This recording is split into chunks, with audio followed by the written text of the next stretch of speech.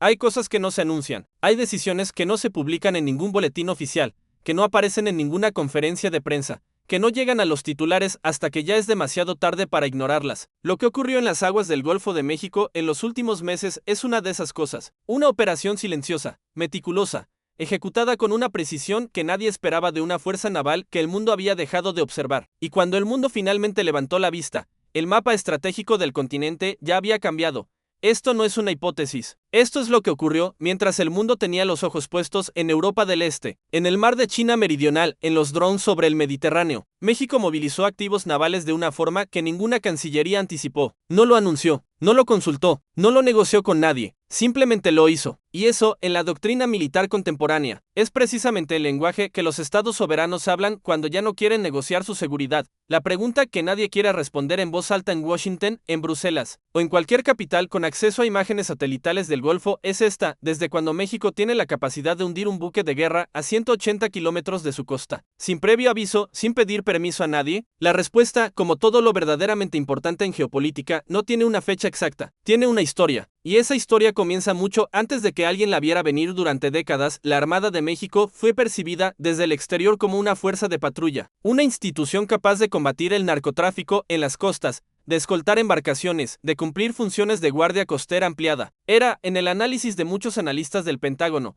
una flota funcional pero no estratégica, presente en el agua pero sin dientes reales en el tablero de ajedrez del poder naval. Esa percepción fue, como se ha confirmado ahora, un error de cálculo monumental. Las fragatas clase Allende llevan años operando en el Golfo de México. Son buques de combate real, plataformas con sistemas de armas integrados, radares de vigilancia de largo alcance, y un sistema de misiles antibuque que convierte cada uno de esos cascos de acero en una amenaza letal sobre el horizonte. El misil Exocet MM-40B LOCK-3, desarrollado por la francesa MBDA, un arma de precisión quirúrgica que vuela a ras del agua, a alturas de entre 3 y 10 metros sobre la superficie marina, invisible para la mayoría de los radares convencionales hasta que ya es demasiado tarde. Alcance efectivo 180 kilómetros, velocidad de crucero supersónica, sistema de guiado por radar activo combinado con navegación inercial y GPS. Un misil que, una vez lanzado, no necesita instrucciones adicionales. Busca, encuentra, golpea, pero eso no era lo nuevo. Lo nuevo era otra cosa, lo que comenzó a registrarse a finales de 2024 en los archivos de inteligencia de al menos 3 países. No era el movimiento ordinario de fragatas en sus rutas habituales. Era otra cosa completamente distinta. Eran plataformas, lanzadores,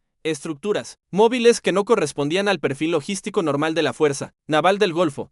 Imagen tras imagen satelital mostraba desplazamientos que no tenían explicación en los registros de ejercicios regulares, convoyes nocturnos a lo largo de la franja costera de Veracruz y Tamaulipas, instalaciones temporales cerca de la sonda de Campeche, actividad técnica en posiciones que no figuraban en ningún mapa de instalaciones navales declaradas. Nadie emitió una alerta pública, porque nadie quería ser el primero en decir lo que todos estaban viendo. La noche del 31 de diciembre de 2024 fue, para la mayoría del mundo, una noche de celebración, fuegos artificiales sobre cada capital del planeta, brindes, transmisiones en vivo, el ruido ensordecedor del Año Nuevo. Pero en las costas del Golfo de México, a las 4 horas y 47 minutos de la madrugada, mientras el continente dormía o festejaba, algo diferente estaba ocurriendo. 4 plataformas de misiles se desplegaban en posición, sin luces, sin comunicaciones de radio en frecuencias abiertas, sin ningún anuncio, solo el sonido del mar y el movimiento calculado de máquinas diseñadas para una sola función: disuadir. 8 horas después, cuando los analistas de turno en Fort Meade comenzaron a procesar las imágenes satelitales de la noche anterior, el silencio en las salas de operaciones fue total, no porque no supieran lo que estaban viendo, sino porque lo entendían perfectamente.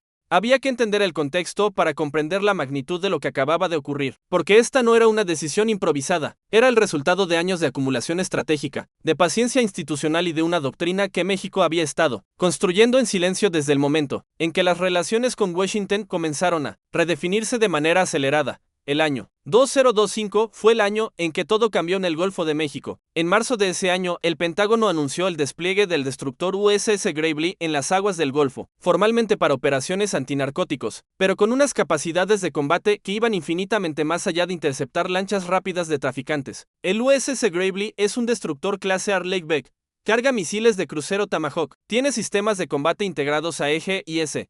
Es, en esencia, una plataforma de guerra de primer nivel operando a pocas decenas de millas de costas mexicanas. Poco después llegó el USS Spruance, otro destructor de la misma clase, para reforzar la presencia naval estadounidense en las mismas aguas. Washington lo llamó una operación de seguridad fronteriza. Ciudad de México lo llamó algo distinto en los pasillos de la Secretaría de Marina. Esa presencia fue analizada con la frialdad técnica que caracteriza a los estados mayores de cualquier fuerza armada profesional, no como una amenaza declarada, como una variable estratégica que requería respuesta, y la respuesta no llegaría en forma de declaración diplomática, llegaría en forma de capacidad real, medible, desplegada. La doctrina que empezó a aplicarse en ese momento tenía un nombre que circulaba en los círculos de análisis naval latinoamericano: perímetro azul. No era un concepto nuevo, era la actualización de una idea antigua: que la soberanía marítima no se declama, se demuestra, que las fronteras en el agua no se negocian desde posiciones de debilidad, que un Estado que no puede defender sus 550,000 millas náuticas de zona económica exclusiva no tiene realmente una zona económica exclusiva, solo tiene una ilusión de papel, y México había decidido dejar de tener ilusiones. La Armo Oaxaca, fragata F-206 de la clase Allende, fue uno de los primeros activos en demostrar públicamente el nuevo temple de la Marina mexicana. El 1 de diciembre de 2025, el buque de la Guardia Costera estadounidense USCG Stone se aproximó a menos de 14 millas náuticas de la línea costera de Tamaulipas, dentro de la zona económica exclusiva de México. No era la primera vez que ocurría algo similar, era, sin embargo, la primera vez que ocurría con la respuesta equivocada del otro lado. El ARM Oaxaca interceptó al Stone en cuestión de horas, 4 horas desde la detección inicial en el radar Elfa costero, que había rastreado al buque estadounidense desde 200 millas náuticas de distancia, registrando velocidad, rumbo y coordenadas GPS exactas cada 30 segundos. Cuando la fragata mexicana llegó a posición de intercepción, lo hizo con todos sus sistemas de combate en alerta activa. Los misiles Exocet MM-40 Black 3 montados en cubierta estaban operativos. El helicóptero embarcado sobrevolaba la escena. Las comunicaciones se registraban en tiempo real. El comandante del Stone comprendió en ese momento que no estaba frente a una patrulla de cortesía, estaba frente a una fragata de guerra completamente armada, cuya tripulación conocía perfectamente los procedimientos internacionales y no tenía ninguna intención de ceder terreno. El Stone fue escoltado fuera de la zona económica exclusiva mexicana, sin que se disparara un solo proyectil, pero el mensaje no necesitaba explosivos para ser recibido con claridad. Sin embargo, lo que vino después fue inesperado incluso para quienes seguían de cerca la evolución estratégica de la región, porque la ARM Oaxaca y sus misiles Exocet eran la parte visible, la punta del iceberg, lo que México había estado instalando en paralelo, en posiciones costeras entre Tampico y la sonda de Campeche. Era algo cualitativamente diferente. No eran buques que podían moverse, reposicionarse o ser retirados en pocas horas. Eran baterías costeras, lanzadores fijos y móviles integrados en una red de defensa que cubría sectores enteros del Golfo con capacidad de fuego real sobre cualquier superficie o aeronave dentro del rango de alcance. Una arquitectura de defensa costera que ningún analista externo había proyectado en sus informes de los últimos 5 años. Una capacidad que México había adquirido, instalado y puesto a punto mientras el mundo miraba hacia otro lado. La lógica táctica era impecable. Las baterías costeras tienen una ventaja fundamental sobre los sistemas embarcados en buques. Son más difíciles de detectar antes del lanzamiento, más baratas de mantener en estado de alerta continua, y pueden coordinarse en red para crear zonas de negación de área, lo que los estrategas llaman a 2 sets, Anti-Access Area Denial. El principio es sencillo y letal. Haces tan costoso el ingreso a un espacio marítimo determinado que cualquier comandante racional preferirá no intentarlo. No necesitas hundir buques, solo necesitas demostrar que puedes hundirlos. México lo había demostrado. Las implicaciones geopolíticas no tardaron en hacerse evidentes. Brasil envió una delegación técnica naval en las primeras semanas de enero de 2026. Argentina solicitó reuniones de análisis conjunto con la SMAR. Chile revisó aceleradamente sus propios programas de defensa costera del Pacífico. El modelo mexicano estaba siendo estudiado con una atención que ningún programa de modernización naval latinoamericano había generado en las últimas 2 décadas en Washington. El proceso fue diferente, más tenso, más opaco. El Pentágono no emitió ninguna declaración pública sobre los despliegues mexicanos. El Departamento de Estado tampoco, pero según fuentes en el ámbito de la defensa hemisférica, las conversaciones que se produjeron en los canales reservados entre ambos gobiernos durante enero de 2026 tuvieron un tono notablemente distinto a cualquier intercambio previo. México no pedía permiso, no explicaba sus decisiones, simplemente informaba con la serenidad de quien sabe que ya no necesita pedir autorización para defender su propio territorio. De eso, en el lenguaje de la diplomacia militar, es un cambio de paradigma, pero nadie debería sorprenderse de que haya llegado. La historia de México y el Golfo es también la historia de una frontera líquida que ha sido durante décadas, campo de operaciones para múltiples actores que no siempre consultaron a México antes de actuar en sus aguas. El Golfo de México alberga aproximadamente el 70% de la producción petrolera nacional. La sonda de Campeche concentra algunas de las plataformas de extracción más importantes de América Latina. La ruta entre Veracruz y el Canal de Yucatán es uno de los corredores de tráfico marítimo más activos del hemisferio occidental. Un país que no puede proteger esa área estratégica no controla realmente su economía, y México, con la instalación silenciosa de estas capacidades defensivas, ha enviado un mensaje inequívoco: eso se acabó. Los analistas, que conocen bien la historia militar latinoamericana, señalan algo que suele pasarse por alto en los grandes medios. México ha operado durante décadas con una doctrina de defensa formalmente no intervencionista, heredada de los principios de la Revolución Mexicana y codificada en la Constitución de 1917. Una doctrina que históricamente ha priorizado la no alineación, el rechazo a las alianzas militares externas y la resolución de conflictos por vías diplomáticas. Esa doctrina no ha desaparecido, pero se ha adaptado a un mundo en el que la diplomacia sin respaldo de fuerza real tiene, cada vez más, la consistencia del papel mojado. Lo que México está construyendo no es una capacidad ofensiva, no apunta a ningún territorio ajeno, no proyecta poder más allá de sus fronteras marítimas. Es, en todos los sentidos técnicos del término, una arquitectura defensiva, pero en el tablero estratégico contemporáneo, una defensa suficientemente sólida tiene exactamente el mismo efecto disuasorio que una capacidad de ataque, porque obliga a cualquier actor externo a recalcular, a preguntarse si el costo de una operación en esas aguas es justificable, a considerar que, por primera vez en mucho tiempo, México puede responder.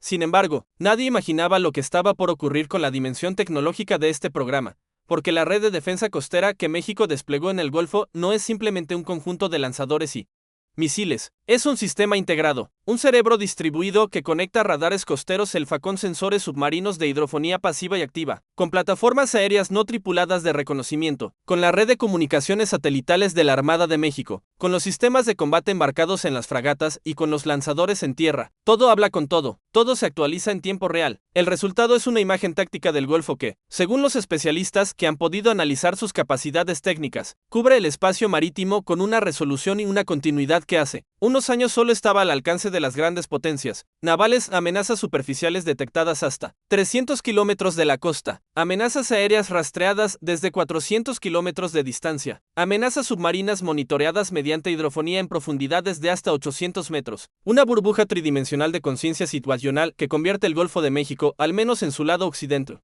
en uno de los espacios marítimos más vigilados del hemisferio. Y el sistema es escalable, diseñado para crecer. Los lanzadores actuales son la primera fase de un programa más amplio cuya arquitectura contempla la incorporación de múltiples tipos de munición, la extensión de la cobertura hacia el Caribe mexicano y la integración con capacidades de inteligencia artificial para la discriminación automática de amenazas. México no solo instaló misiles, México instaló la base de una industria de defensa naval autónoma.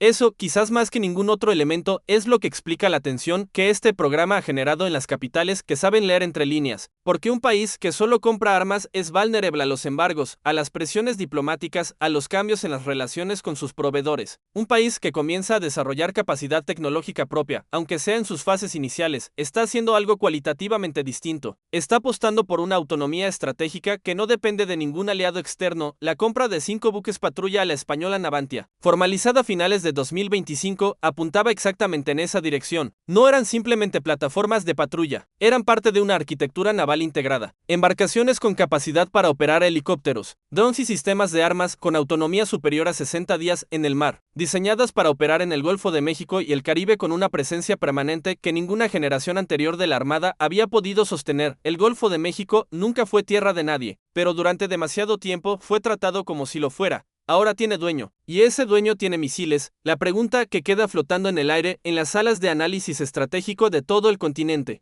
no es si México hizo bien o mal en instalar esta capacidad sin avisar a nadie. Esa pregunta ya no tiene respuesta que cambie nada, porque el hecho es irreversible. La pregunta real es otra: ¿qué significa para el equilibrio de poder en el Golfo que el Estado con la segunda línea costera más extensa de América Latina haya pasado, en el espacio de menos de 2 años, de ser percibido como una fuerza naval secundaria a ser un actor capaz de denegar el acceso a un espacio marítimo del tamaño de un océano interior, significa que el mapa ha cambiado, no en los libros de texto, no en las declaraciones oficiales, en los cálculos reales que los planificadores militares hacen cuando diseñan operaciones en el hemisferio occidental. México ya aparece en esos cálculos con un peso que no tenía antes, y eso, en la geometría del poder mundial, es exactamente lo que significa haber instalado misiles sin avisar a nadie. Los estados que anuncian sus capacidades defensivas antes de tenerlas son estados que negocian desde la debilidad. Los estados que las instalan en silencio y después simplemente las tienen, negocian desde otro lugar completamente distinto. México eligió ese segundo camino y el Golfo ya no es lo que era. El futuro dirá si esta decisión consolida una nueva era de soberanía estratégica para México, si abre una fase de tensión con actores que no estaban acostumbrados a encontrar resistencia en esas aguas. Lo que es cierto, con la frialdad de los hechos sobre la mesa,